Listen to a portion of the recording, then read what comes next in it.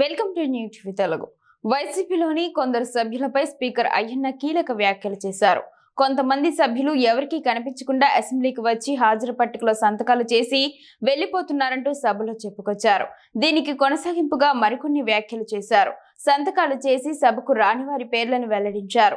దీంతో సంతకాలు అయ్యన్న వ్యాఖ్యలపై వైసీపీ ఎమ్మెల్యే తాటిపర్తి చంద్రశేఖర్ స్పందించారు.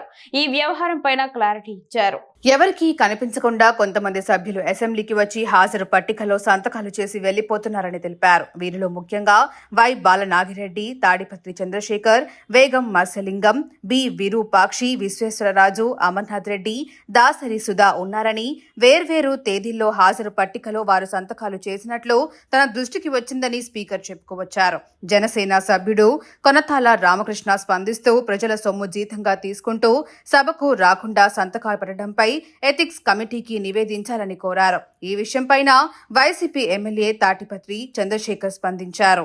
ఈ మేరకు తాటిపత్రి సోషల్ మీడియా ఖాతాలో పోస్టు చేశారు. బహుజన శాసన సభ్యులను దొంగలని సంబోధించడం స్పీకర్ గారి విజ్ఞతకు వదిలేస్తున్నా. ప్రజాస్వామ్యంలో దొంగలంటే ముఖ్యమంత్రిని వెన్నుపోటు పొడిచి కుర్చీ ఎక్కినోళ్లు, వేలంపాటలో సభ్యులను సరసమైన ధరలో కొన్నోళ్లు, వైస్రాయ్ హోటల్లో క్యాంపులు నడిపినోళ్లు, స్పీకర్ను అడ్డుపెట్టుకుని పార్టీ పక్ష నేతను పోటు పొడిచినోళ్లు, జయప్రదంగా పార్టీ నిధిని దోచినోళ్లని స్పీకర్ గారు తెలుసుకోగలరని ఆశిస్తున్నా అంటూ పోస్ట్ చేశారు.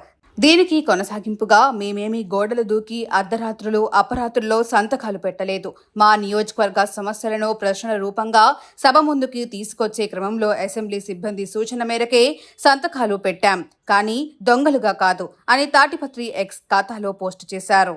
ప్రతిపక్షానికి చెందిన గౌరవ సభ్యులు ప్రశ్నలు వేస్తున్నారు, రావట్లే. దాని మీద కారణం ఏంటంటే వాళ్ళు ప్రశ్నలు వేయడం వల్ల మరొక ఇద్దరు మెంబర్స్ మాట్లాడే అవకాశం పోతుంది. అది సమంజసం కాదు ప్రజాస్వామ్యంలో. కానీ ప్రశ్నలు అడగడానికి సభలో ఉండటం లేదు.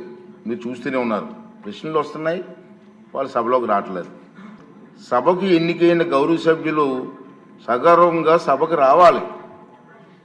ప్రజలు ఎన్నుకున్నారు మిమ్మల్ని సభలోకి వెళ్ళి మా సమస్య మాట్లాడమని. సభకు రావాలి.